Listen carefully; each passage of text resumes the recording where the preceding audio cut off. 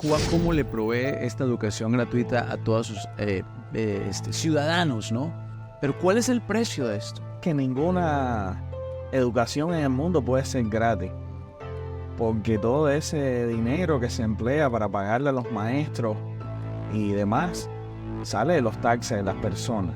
Lo primero es que en Cuba los taxes son de 1000%, porque todo lo que produces te lo quitan. La democracia se tambalea todos los días porque hay hombres malos, realmente malos, que quieren derrocarla. Yo creo que la libertad empieza por ti mismo y está dentro de ti. Tienes que trabajar por descubrirla. Bienvenidos a Sabor a Freedom, el espacio donde celebramos la libertad y las voces que se atreven a destacar en la multitud. Con ustedes, nuestro anfitrión, César Grajales. Muchas veces, si no la mayoría, la historia suelen contarla a los vencedores desde el lugar y el poder de la victoria, ignorando o sencillamente borrando cualquier versión que no se adecue a la narrativa conveniente. Nuestro invitado de hoy es alguien que desde el cine ha demostrado esa narrativa a través de una obra sólida, sincera y a veces lacerante, porque la verdad a muchos suele molestarle, como se muestra en uno de sus últimos documentales, Veritas, la cual cuenta la verdadera historia sobre Bahía de Cochinos. Cineasta, periodista, cofundador de Cuban Diaspora Film Archive, varios de sus filmes premiados en importantes festivales. Es un gusto tener con nosotros hoy, aquí en Sabor a Freedom, a Eliezer Jiménez Almeida. Bienvenido, Eliezer. Muchas gracias por la oportunidad de venir aquí a conversar con ustedes. A ver, la libertad. Exactamente, la libertad, pero su historia, mi querido amigo, pues no comienza en un país libre, comienza en Cuba. ¿En qué año? ¿Cómo? ¿Quién es Eliezer para los que no han tenido todavía el placer de conocer tu trabajo fílmico? Yo creo que la libertad empieza por ti mismo y está dentro de ti. Tienes que trabajar por descubrirla. Yo nací en un pueblo conocido por dos canciones. El pueblo se llama Vertiente, que es un pueblo que queda en la provincia de Camagüey, a 500 kilómetros de La Habana.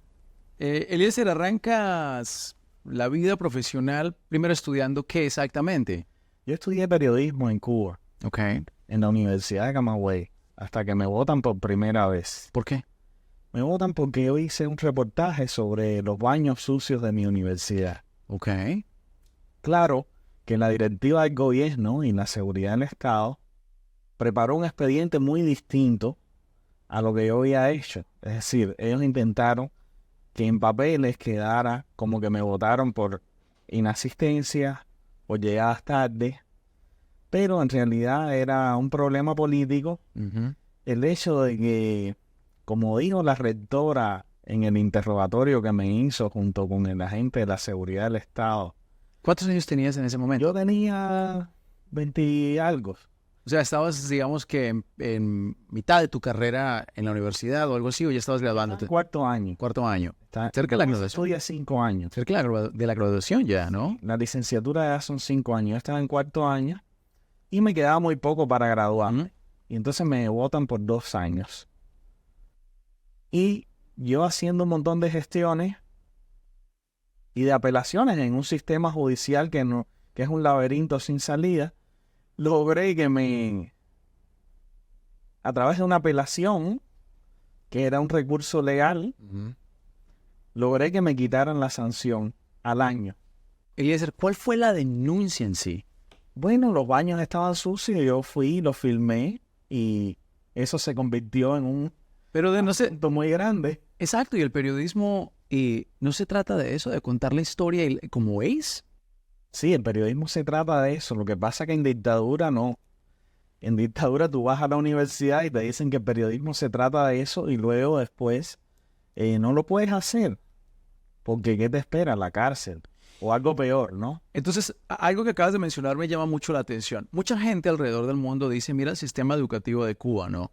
Mira Cuba cómo le provee esta educación gratuita a todos sus ciudadanos, ¿no? Incluso he conocido gente que viaja de otros países, no ciudadanos cubanos, y estudian allí. Pero ¿cuál es el precio de esto? ¿El silencio? Bueno, ¿La libertad? Lo primero es que ninguna educación en el mundo puede ser gratis. Porque todo ese dinero que se emplea para pagarle a los maestros y demás sale de los taxes de las personas. Lo primero es que en Cuba los taxes son de 1000%. Porque Lo que produces te lo quitan. todo lo que produces te lo quitan. Entonces, Técnicamente el precio de la educación y el precio de lo que te dan, supuestamente gratis, es tu libertad. En el caso tuyo, Eliezer, pues fuiste muy valiente porque la misma herramienta que te dio el Estado en ese momento, que fue la educación del periodismo, la estabas usando como tiene que ser, denunciar algo que no está bien. El caso parece algo básico del tema del baño, pero luego pasas de allí a estudiar cine. yo me gano una beca. Yo gano el Festival de Cine Pobre de Jibara, que era un festival importante, y tenía uno de los premios, era una beca para estudiar en la Escuela de Cine de San Antonio de los Baños. Okay. Yo salgo y entro ahí en la Escuela de Cine y hago la especialidad de dirección de documental. Y bueno, mi vida cambió absolutamente después de eso. Cuando tú te pasas 2 años fuera de la universidad, lo que esperan de ti es que tú renuncies a seguir estudiando, te busques un trabajo o otras cosas, que hagas otra vida. Pero sobre lo que estaban esperando, pero yo no iba a permitir eso. Sobre todo cuando hablas de la universidad, supongo te refieres al tema de la educación que le proveen el individuo, en el caso al ciudadano cubano, pero si empieza ese cubano a pensar, a ser realmente pensante, a cuestionar el modelo y a cuestionar situaciones que son negativas para la sociedad, automáticamente pues ya no les conviene tener a ese estudiante en el sistema, ¿no? Tienes que entender una cosa, que cuando uno dice universidad aquí en Estados Unidos o en América Latina, la gente piensa que la universidad es la universidad donde tú estudias. En Cuba hay un solo sistema de educación superior. Qué bueno, explícanos. Es decir, tú entras en ese sistema y tú vas a una universidad, y si a ti te botan de esa universidad, como todas las universidades son del mismo sistema y son del gobierno, tú no tienes a dónde ir a estudiar nuevamente. Tú tienes que esperar que el gobierno te perdone, si ellos entienden que perdonarte es prudente y es posible, para tú volver a estudiar en la universidad. No es que, digamos, a ti te botan ahora de FAYU y te vas a IUEN. Eso sería muy sencillo. Claro. No, allá te botan de una universidad y te botan de todas, de todo el sistema universitario, porque está centralizado, porque Cuba tiene un gobierno muy distinto, en el cual todo está centralizado y todo lo domina el gobierno. Qué bueno que mencionas eso, Eliezer, porque de alguna manera el tema, reitero, el tema de la educación se ha romantizado en todo el mundo, el tema de la educación en Cuba como tal. Pero lo que estás diciendo es esencial y clave. No hay una libertad en sí en la educación.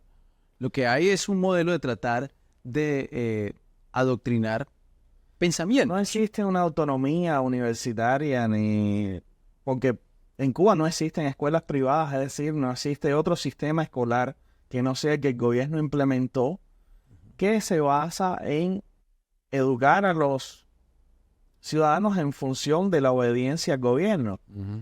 Todas las personas que nos salimos de ese sistema de obediencia que va creando patrones de obediencia uno tras otro, terminamos, en el mejor de los casos, en el exilio, en un caso intermedio en la cárcel, o en el peor de los casos en el cementerio. Es decir, o sea, básicamente es un tema también de libertad de expresión. Al final del día es completamente violado. Pero, ¿qué está pasando con los otros jóvenes, por ejemplo, aquí en Estados Unidos, que dicen, no, eso le pasó a otras generaciones, eso ya no sucede en Cuba, el tema de la libertad, ya incluso hay negocios y no sé qué cuánto rollo? ¿Qué está pasando? Que parece ser que a muchos ya no les importa recordar cómo ha estado oprimido el pueblo cubano por más de 6 décadas. Allá los que no quieran recordar eso, los que no quieran recordar las miserias humanas que han sucedido no solo en Cuba, sino en todos los regímenes totalitarios, la propia vida los convencerá, porque la democracia es lo más débil que hay. La democracia se tambalea todos los días porque hay hombres malos, realmente malos, que quieren derrocarla. ¿Ves un paralelo aquí en Estados Unidos? Pudiera darse el caso perfectamente. A veces muchas personas dicen, no, en Estados Unidos que va a pasar ese tipo de cosas. Pero en términos de políticas públicas, en términos de políticos, ¿no? que le empiezan a vender a la gente la idea de que no, esto va a ser gratis para usted, para usted, para usted. Yo vengo a darle gratis todo esto.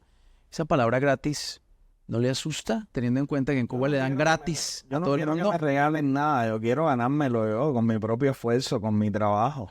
Lamentablemente, los políticos más hacia la izquierda crean clientelas políticas a partir de este sistema de prebendas donde supuestamente están premiando a los débiles. No, a los débiles darle educación. Sacan a buscarse su vida. Pues fíjate que el expresidente Ronald Reagan dijo que la mejor ayuda, el mejor programa social es un trabajo.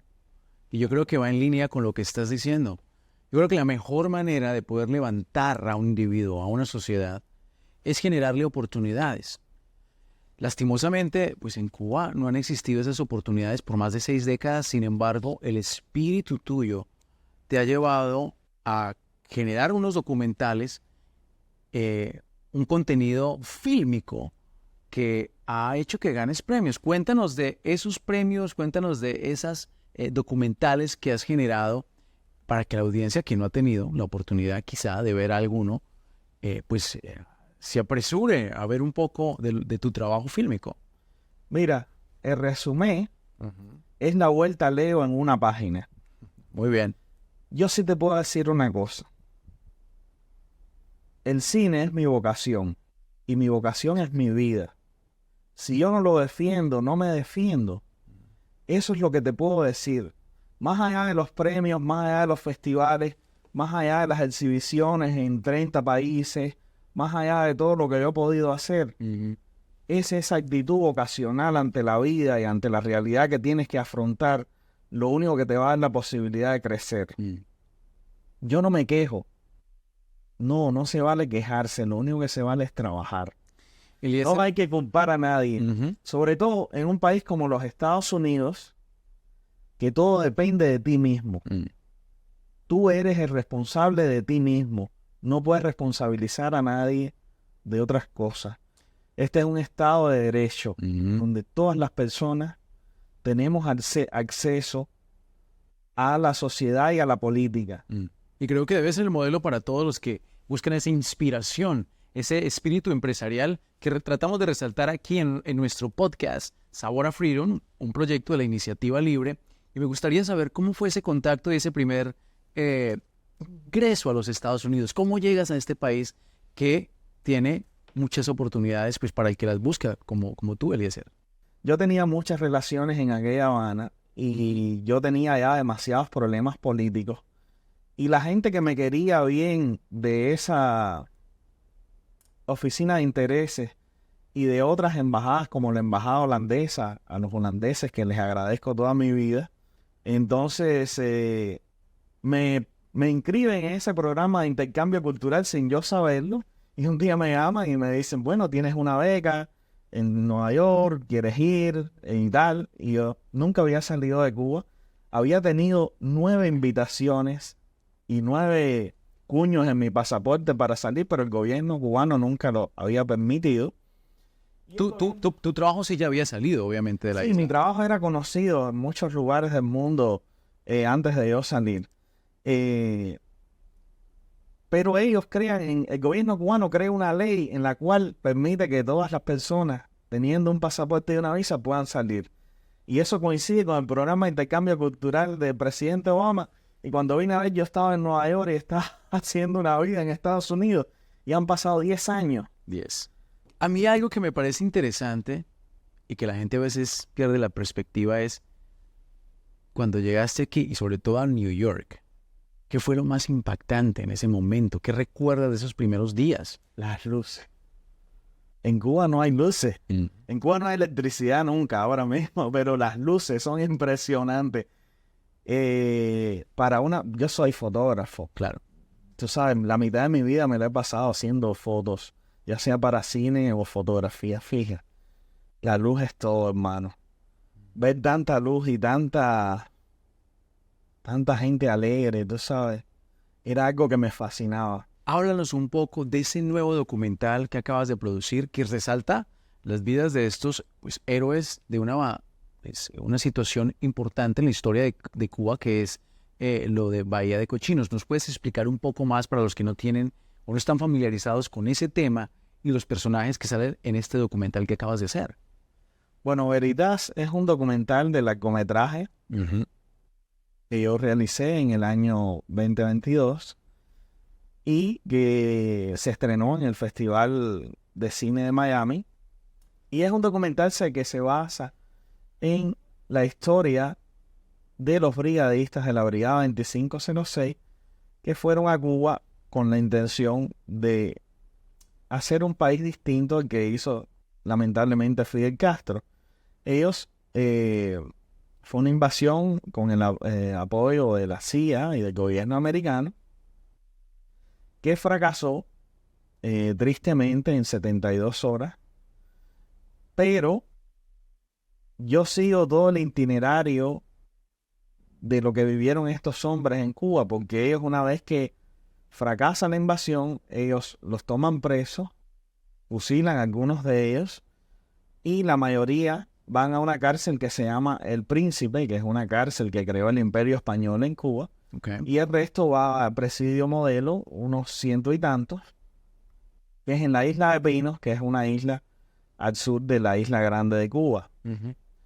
Entonces, están 22 meses en prisión. Wow. Esos 22 meses, las familias aquí en Estados Unidos, más una comisión que se creó, intentaron recaudar dinero para su rescate. Fidel Castro pedía $62 millones por el rescate, que finalmente se consigue en insumos médicos y alimentos para bebés. Y bueno, ese regreso a los Estados Unidos y toda la atmósfera que se crea alrededor de eso es el documental. Se llama Veritas porque desde que sucedió eso, la narrativa que hemos escuchado, no solo en Cuba, sino a nivel mundial, es la versión del castrismo. Y la versión del castrismo ha caracterizado a estos hombres como mercenarios, cuando eso no fue así. La mayoría de estos hombres se inscriben voluntariamente para ir en ese esfuerzo a liberar a Cuba del comunismo. Eliezer, en tu opinión, y ahora tocas un tema importante, en tu opinión, ¿qué es lo que pasa a nivel mundial que aparentemente prefieren escuchar la verdad desde una óptica como el tema del castrismo, por ejemplo, creerles a ellos más que a los que realmente, o los verdaderos protagonistas de la historia? ¿Qué es lo que pasa, no? ¿Por qué escuchan unas voces y no quieren escuchar otras? Bueno, porque sucede una cosa que sí la izquierda ha potencializado, es que la utopía es infinita. Entonces, lo que ha hecho el marxismo y el postmarxismo y todas estas ideas de la izquierda es siempre venderle a los jóvenes una vez más. Todos los jóvenes de todas las generaciones, después del manifiesto comunista, han creído en esta utopía, que en el socialismo real todo funciona muy bien en el discurso, pero nada funciona en los hechos. Si lo llevas al cine, es un buen guión con una muy mala película. Sí, es muy buen guión, es precioso, la utopía es maravillosa, pero la realidad es espantosa.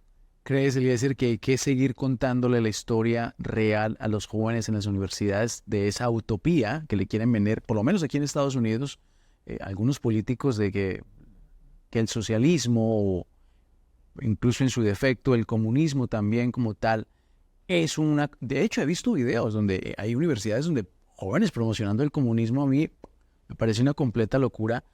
¿Crees que es importante seguir esa discusión de decirles y mostrarles cómo ha fallado en todos los países del mundo que se ha intentado?